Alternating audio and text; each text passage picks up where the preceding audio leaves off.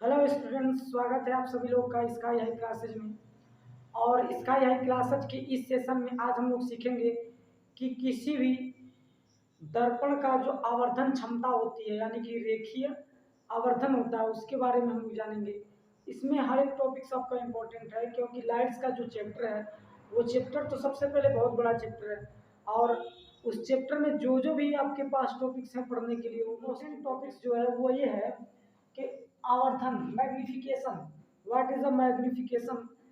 तो इसका हम डेफिनेशन लिखेंगे, उसके बारे में बताएंगे और उस पर न्यूमेरिकल सॉल्व करने करने के लिए बताएंगे। ठीक है, तो आइए इस सेशन को समझते हैं और इसमें जो जो भी बारीकी है। सबसे पहले हम लोग इसका परिभाषा लिखेंगे, परिभाषा को जानेंगे। इसका और दर्पण सूत्र से संबंध क्या होता है उसको हम लोग जानेंगे। उसके बाद से कुछ न्यूमेरिकल को सॉल्व करेंगे। ठीक है, तो आइए देखते हैं इसकी परिभाषा। लिखेंगे दर्पण द्वारा बने किसी प्रतिबिंब। परिभाषा को हम लोग समझेंगे और इसके बारे में अच्छे से जानेंगे। देखिएगा क्या है, दर्पण द्वारा बने किसी प्रतिबिंब की लंबाई तथा वस्तु की लंबाई के अनुपात को प्रतिशत का आवर्धन या रेखीय आवर्धन कहते हैं, जो कि दोनों लंबाइयां मुख्य अक्ष के लंबवत मानी गई हैं। ठीक है, इसे स्मॉल एम से प्रदर्शित करते हैं, यानी कि किसी प्रतिबिंब के आवर्धन को हम लोग स्मॉल एम से प्रदर्शित करते हैं। अब हम लोग थोड़ा सा इसके बारे में हम लोग कुछ मान लें। जैसे माना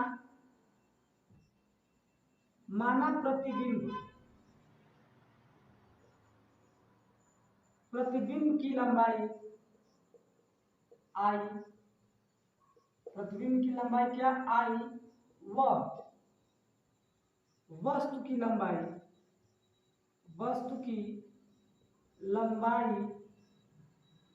क्या है, वस्तु की लंबाई ओ है। तो अब हम यहां से हम लोग फार्मूला लिखेंगे। तो रेखीय आवर्धन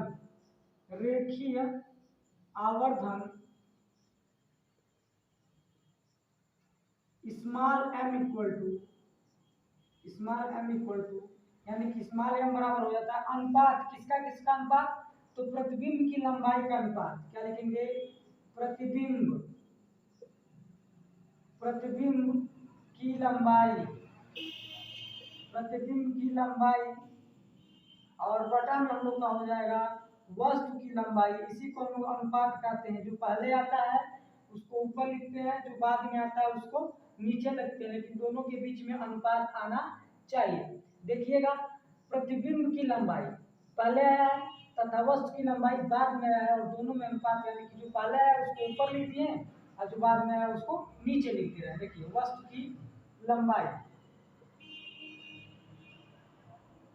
हो गया। ठीक है, अब देखिए हम रेखीय आवर्धन को स्मॉल एम से प्रेजेंट करते हैं। तो स्मॉल एम इक्वल टू हो जाएगा प्रतिबिंब की लंबाई हम लोग क्या माने हैं, आई, तो हो जाएगा हम लोग का आई, और बटे में वस्तु की लंबाई हम लोग क्या माने हैं, ओ। तो ये हो गया हम लोग का ओ, जो कि हम लोग का एक फार्मूला बन गया।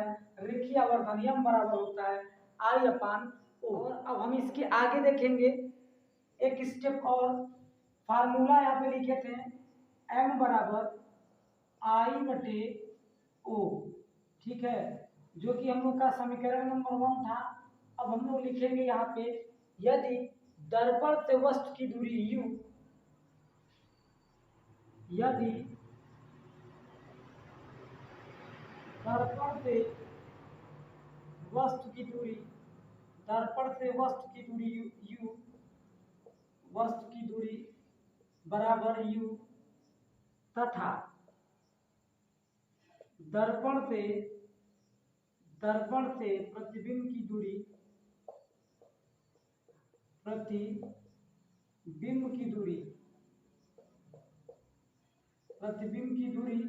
बराबर भी हो तो रेखीय आवर्धन बराबर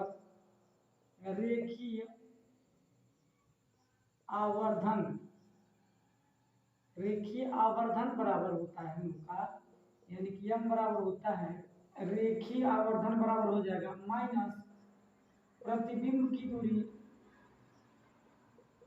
प्रतिबिंब की दूरी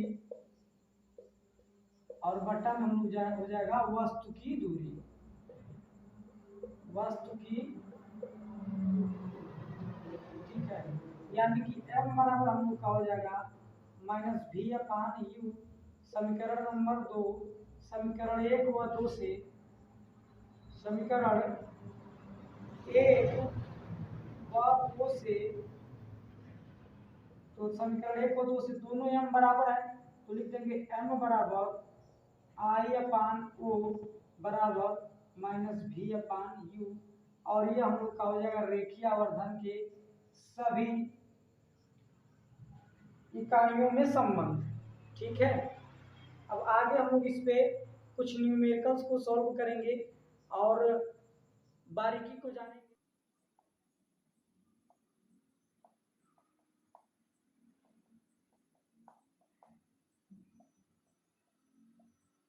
तो यहाँ पर हम लोग देखेंगे कि हम लोग का पहला नंबर क्वेश्चन है, यदि किसी दर्पण से बने प्रतिबिंब की लंबाई -6 सेंटीमीटर व वस्तु की लंबाई 4 सेंटीमीटर है तो रेखीय आवर्धन, आवर्धन, रेखीय आवर्धन देखिएगा यहाँ पे आवर्धन, रेखीय आवर्धन क्या होगा। यानी कि उस दर्पण से जो वस्तु थी वो 4 सेंटीमीटर की दूरी, वस्तु की जो लंबाई वो 4 सेंटीमीटर की है और जो उसके द्वारा जो प्रतिबिंब बन रहा है वो -6 सेंटीमीटर का बन रहा है, तो हमको आवर्धन, रेखीय आवर्धन ज्ञात करना है। तो आप लोगों को पता है कि क्वेश्चन में जो जो लिखा रहता है, जो जो दिया रहता है उसको सबसे पहले हम लोग लिख लेते हैं। तो लिखेंगे प्रतिबिंब की लंबाई, प्रतिबिंब की लंबाई, तो प्रतिबिंब की लंबाई हम लोग का दे दिया है, यानी कि I बराबर -6 सेंटीमीटर, ठीक है। अब हम लोग लिखेंगे वस्तु की लंबाई, वस्तु की लंबाई क्या दिया हुआ है, तो वस्तु की लंबाई यानी कि O दे दिया है, O बराबर हम लोग का कितना है, 4 सेंटीमीटर है। तो हम चूंकि रेखीय आवर्धन, रेखीय आवर्धन, रेखीय आवर्धन m बराबर होता है I/O, यानी कि I/O होता है, हम लोग मान रख देंगे तो m बराबर हो जाएगा -6 सेंटीमीटर बट्टे 4, इसको हम लोग डिवाइड कर देंगे तो m बराबर हो जाएगा -3, यानी कि 2 तिहाई 6 और 2 दूना 4, -3 बट्टे 2, और यदि हम लोग इसको भाग करेंगे तो आ जाएगा -1.2 सेंटीमीटर, ये हम लोग का हो जाएगा आंसर, ठीक है। ऐसे ही नेक्स्ट एग्जांपल को हम लोग देखेंगे कि दूसरा नंबर क्वेश्चन को कैसे सॉल्व करेंगे, ठीक है।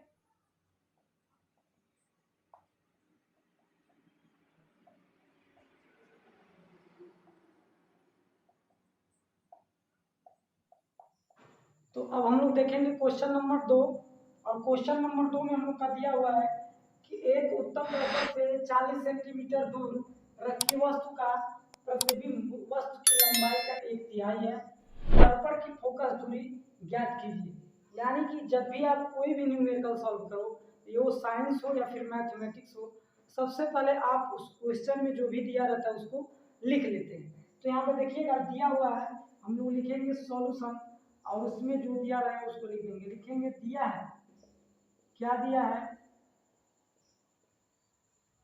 दर्पण से 40 सेंटीमीटर की दूरी पर रखी वस्तु का प्रतिबिंब, तो लिखेंगे वस्तु की दूरी, क्या दिया, वस्तु की दूरी, और वस्तु की दूरी को हम लोग किससे प्रदर्शित करते हैं, तो वस्तु की दूरी को हम लोग u से प्रदर्शित करते हैं, तो यानी कि u बराबर हो जाएगा -40 सेंटीमीटर, माइनस में इसलिए क्योंकि यह जो वस्तु रखी गई है वो आपतित किरण के विपरीत दिशा में रखी गई है, यानी कि आपतित किरण ऐसे आएगी तो इस दिशा में रखी हुई है, आपतित किरण ऐसे पड़ रही है इसके विपरीत दिशा में रखी गई है, तो हम लोग इसका मान किसमें ले लेते हैं, ऋणात्मक में ले लेते हैं, ठीक है। उसके बाद से हम लोग लिखेंगे आवर्धन, आवर्धन दे दिया है, आवर्धन, आवर्धन यानी कि m बराबर हम लोग का दे दिया है 1/3, 1/3 दे दिया है। ठीक है, तो हम लोग का मान क्या पूछ रहा है, तो पूछ रहा है कि तो फोकस दूरी f बराबर क्या, और हमको v बराबर भी नहीं पता, यानी कि प्रतिबिंब की दूरी भी नहीं पता है। ठीक है, तो हम दोनों का मान ज्ञात करेंगे, लेकिन सबसे पहले हम लोग को देखते हैं कि क्या। तो सबसे पहले यहाँ पर देखिए, जब भी आवर्धन का बात आ जाएगा माय डियर स्टूडेंट्स, तो आप आवर्धन का फार्मूला लगाएंगे तो कुछ ना कुछ आपको मिलेगा। तो यहाँ पर देखिए हम लिख रहे हैं, चूंकि आवर्धन के सूत्र से लिखेंगे, चूंकि आवर्धन के सूत्र से